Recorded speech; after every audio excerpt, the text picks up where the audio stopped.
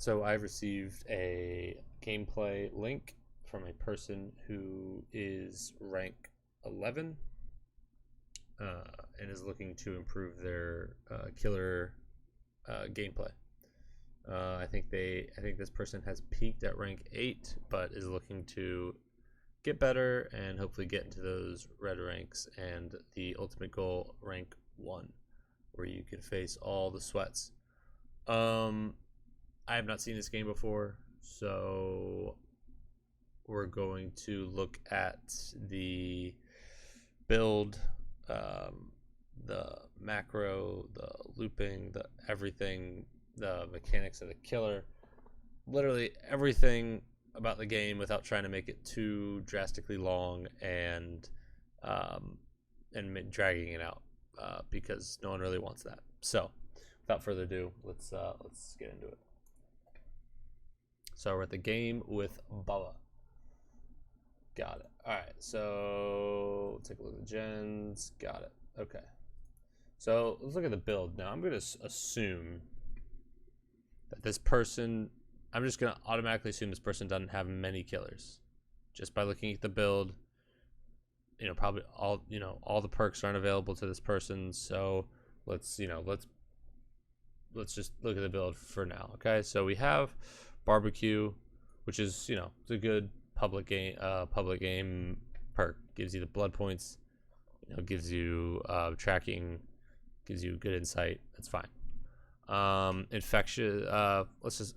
We'll talk about these two in a second. Franklin's. Again, if you don't have a lot of perks and you're playing Bubba a lot, obviously Franklin's is his next best perk. So with that being said, it's okay in this standpoint, in this scenario. Infectious Fright. Infectious Fright it's a good perk for killers. It's always going to be a pretty decent perk, but it really excels on killers that can capitalize on its effect. Within a certain radius, killers or the survivors scream when a survivor is downed. If you're a nurse, you can hit down fatigue, and then you know exactly where to blink to next. With Bubba, it's a little different. It could be, if the survivors aren't optimal or aren't playing well, then it could be good, because then where then they'll all be kind of huddled together. They won't be spaced out properly, and then you could capitalize on it. So I could say you could swap it out with something else, but I guess in rank 11 or in this state, I think it's okay. The one that concerns me the most is save the best for last, especially tier 2 save the best for last. So with Bubba, hitting someone with his hammer is kind of like a last resort type thing. If you just need to get a hit and apply a little bit of pressure, you really want to be using Bubba's chainsaw, to the max, of his ability, pretty much, because that's where Bubba gets his power. Otherwise, he's just a standard M1 killer and just walks around. He's got the standard stats, everything. So you want to be really using his chainsaw. Therefore, save the best for last isn't really going to be that good of a perk. A perk that I think would benefit really well if you don't have a lot of perks or any of that nature, or any or any bunch of other perks, would be Whispers. I think Whispers tier 3 would be a really good perk on Bubba, just to help the survivor with the early game and the late game, and kind of constantly knowing how to track and understand spawns and whatnot. If you do have any generator generator prevention, whatever, perks that basically help stop generator progression, I would recommend one of those, like a Ruin or a Pop Goes the Weasel or something of that nature. Save the best for last is just not a good perk on Bubba. So let's continue.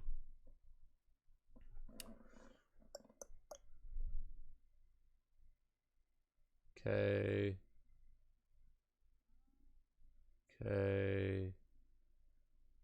Padding is a little sloppy. but this is kind of a weird map, so I kind of understand. I like how you're not going to each gen and you're actually like listening for it, which is nice. Okay, sees the one survivor. Nice, revs the chainsaw. Oh, I didn't even check the add-ons. Might be. Whatever. Okay. Nice. Doing well. Kind of got unlucky with the sprint burst, which is fine. Okay, see now in this scenario, you should have chainsawed. You should have chainsawed. They didn't really have anywhere to go. They just busted out of a loop. They didn't really have anywhere to go, and you know the time it would have taken for you to rev it up for and her to get out of the room, you'd have been able to get the auto down. But I think just okay, we got another down. But I think just because you know your previous two whatchamacallit, your previous two chainsaw attempts didn't work, I feel like you maybe got a little anxious and just wanted to make sure you get a hit. But you know it's fine.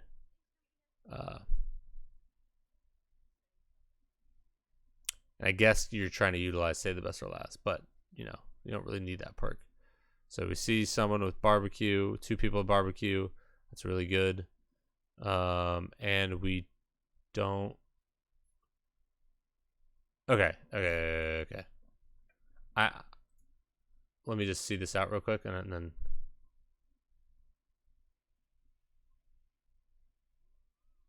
Hold on. Did you see the person?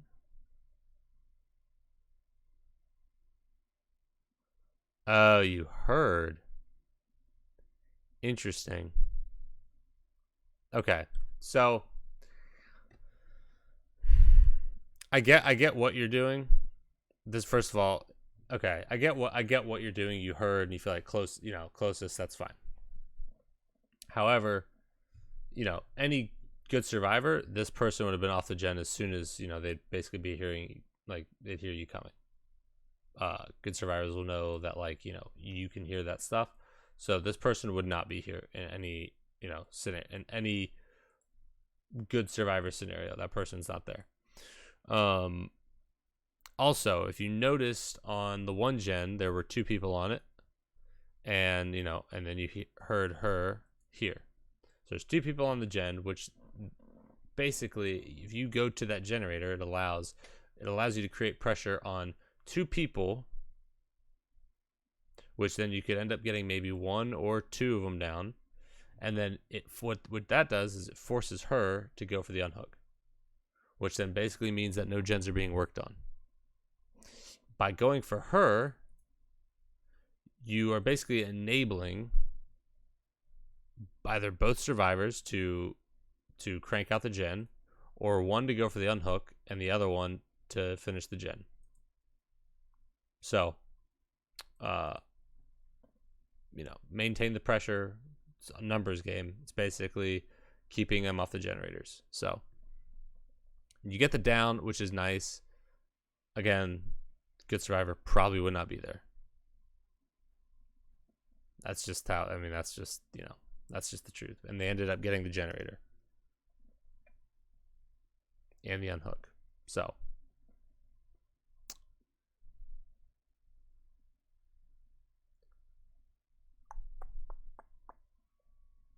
let's see if we can turn up a little bit.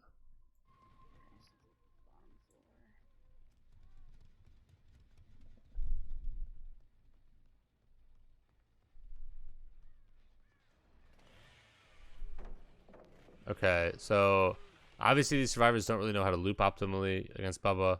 They're just dropping pallets. So what good survivors will do against Bubba is not oh shit, what happened?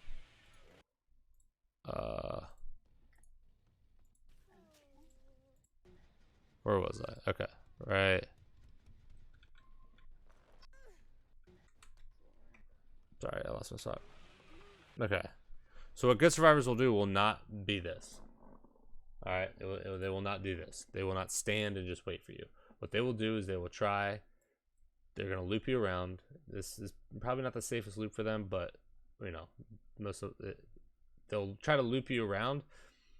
They will take the rev time, like the rev time will occur, and they'll be able to like take that time for you revving to loop around, and then they'll basically drop the pallet. And there's a timing thing with Bubba to where if you drop the pallet, which most good survivors know, if you drop the pallet in between a swing, it will stun him instead of breaking the pallet, instead of you breaking through the pallet.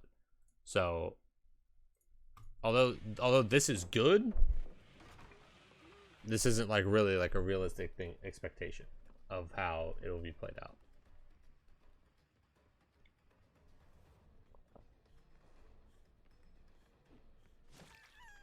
Again, could just simply chainsaw. Yeah, she's just dropping every pallet, which is good that they're dropping pallets, but at the same time, this honestly would not happen. Like this loop was so strong, and she just kind of, you know, sacked it. So, not the best thing.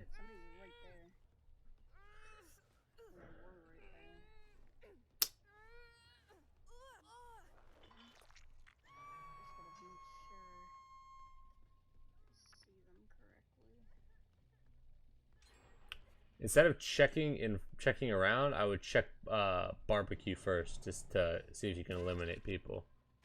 Don't really know what she was doing. Don't really know what she was doing. Okay. So you have basement Bubba. This is a very powerful position, especially in a map like this where there's only one exit point, or one, you know, very tight corridor. You can only go in one way. Only go out one way. Bubba train. All right. Just take the DS away. It's fine. Just fine. Then you continue to go and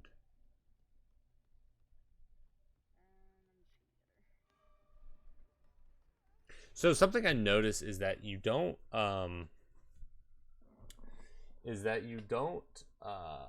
pay attention to what gens are being completed, and you don't, like, it's basically you're more of just like focusing on like, oh, what survivor is close to me, what survivor can I down, and like, you know, that sort of thing.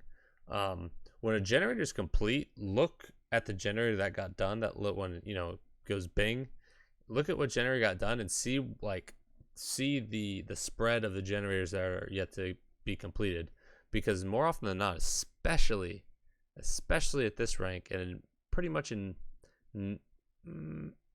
80% of the games that you play, survivors don't really think about it and will fuck up, and you'll be able to 3-gen them.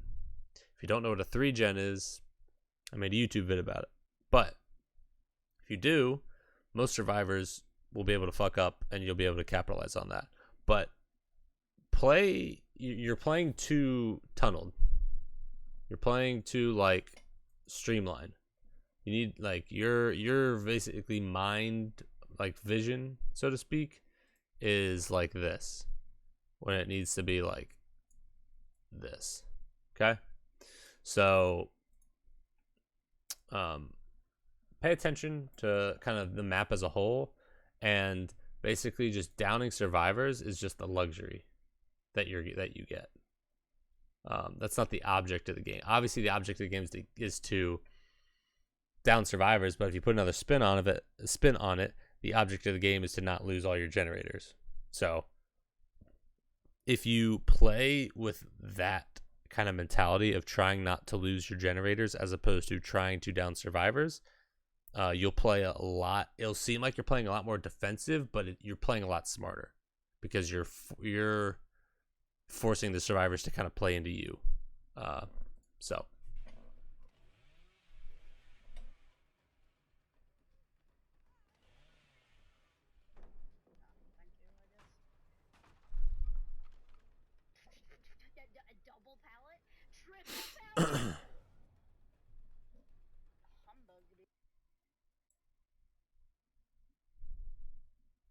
Okay.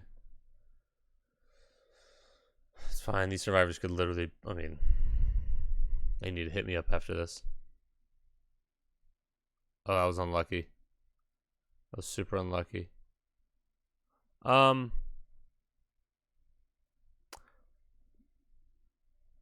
noticed you don't try to mind game as much. Um or like try to moonwalk or anything. Try to do that stuff where you back up without turning and exposing the red light and all that stuff. Um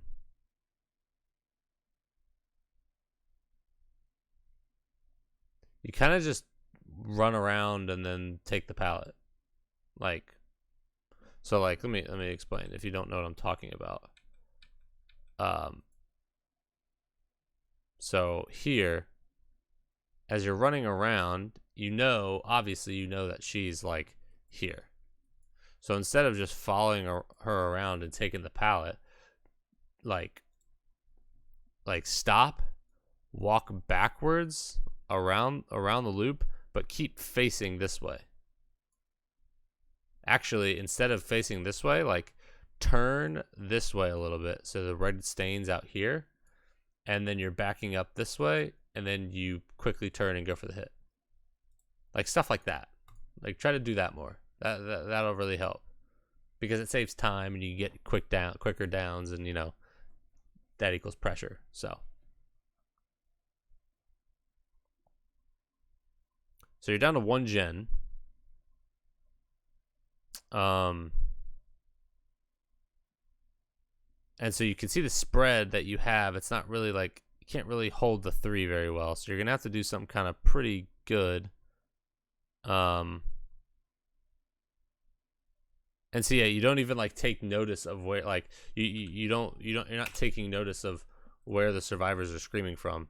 So you're not utilizing, infectious fright at all. Like look before you pick them up, look where they are because they could be doing a gen, and that changes the whole thing. If they're doing a gen, you're like, shit, I got one left. I can't pick her up. I got to go to that gen and get them off of it. If they're just kind of aimlessly standing around, you'd be like, oh shit, like I can pick her up. If they're like hunched together and someone's injured, like this person, be like, oh, they could be healing that person. Then I can go interrupt that and try to get downs. So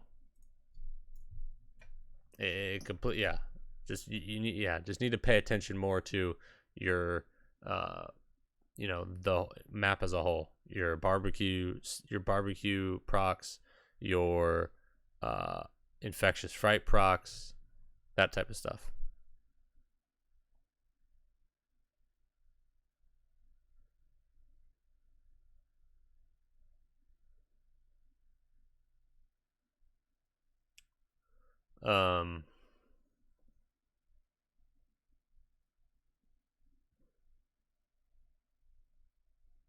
Okay, so we see 2 now. This is huge.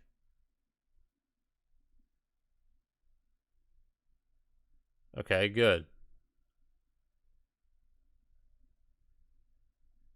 Get 1. We know that they just unhooked, and we know that she, this is a safe hook. We know that one person was just unhooked the other person, and we know that the other person was with the Fang, so we're good.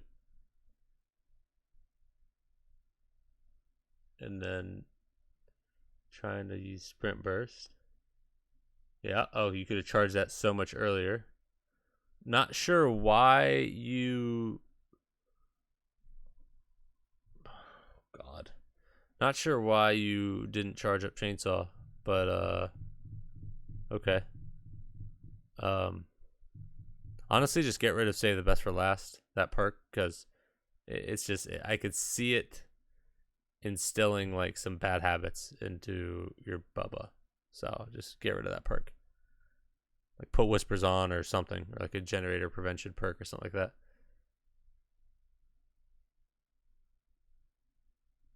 Okay, these guys are okay.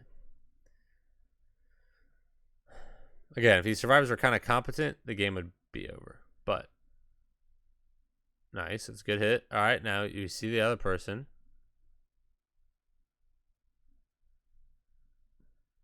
Hook's right there. I guess that's fine. Okay.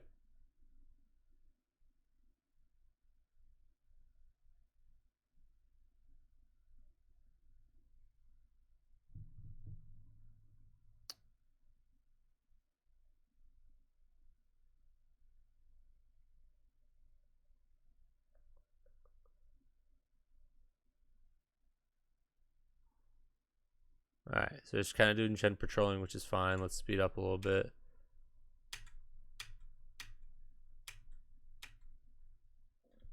You end up getting her. Oh yeah, because you.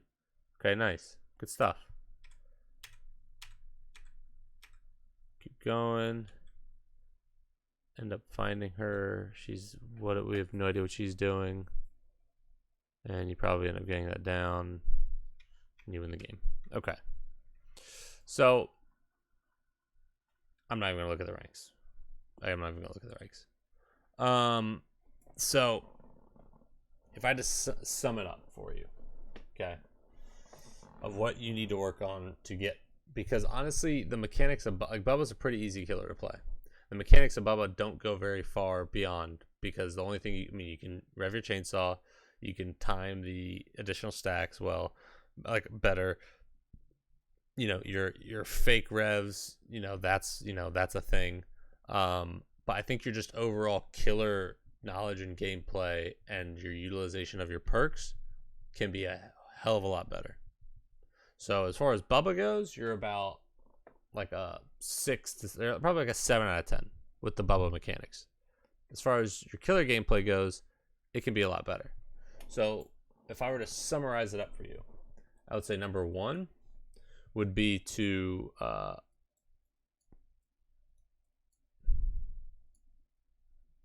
that is a bad Y.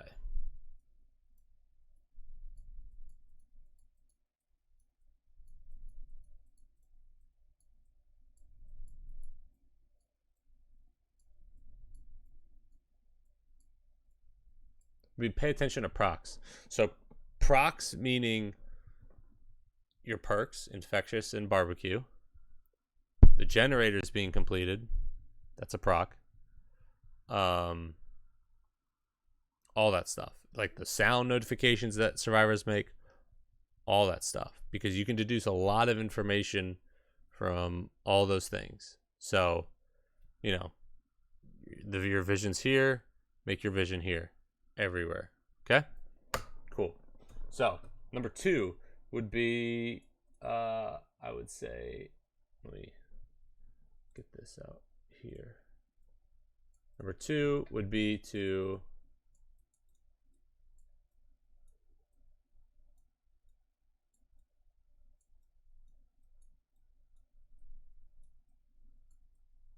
mind game loops. So when I noticed you looping, obviously the loops weren't very long most of the time, because the survivor just threw the pallet down like really early. And good survivors don't do that. So good survivors understand that there's a finite amount of pallets, and that they will throw the pallets. That they'll throw the pallets unless they have to. So mind game loops. I didn't see any moonwalking, any camera flicking. Obviously, you're on console, so it's a little harder. But moonwalking definitely is a thing.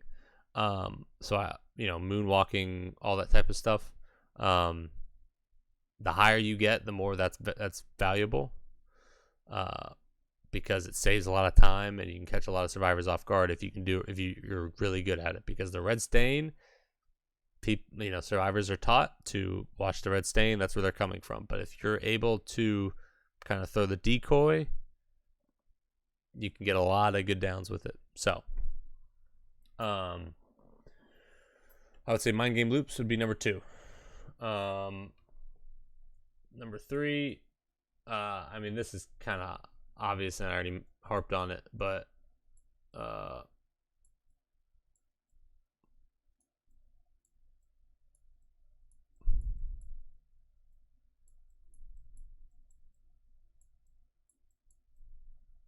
would be to just change out save the best for last. That's from Bubba. This is a specifically Bubba thing.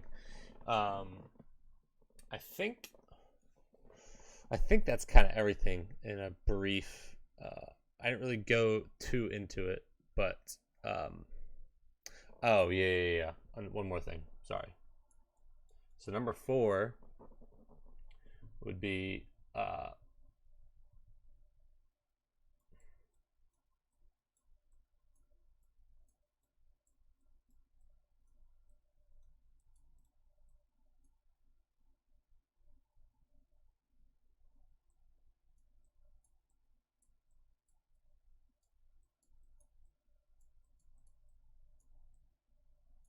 so pressure is everything. Okay. When the one scenario where you went for the person that was the only one on the gen, you could have gone for the other two.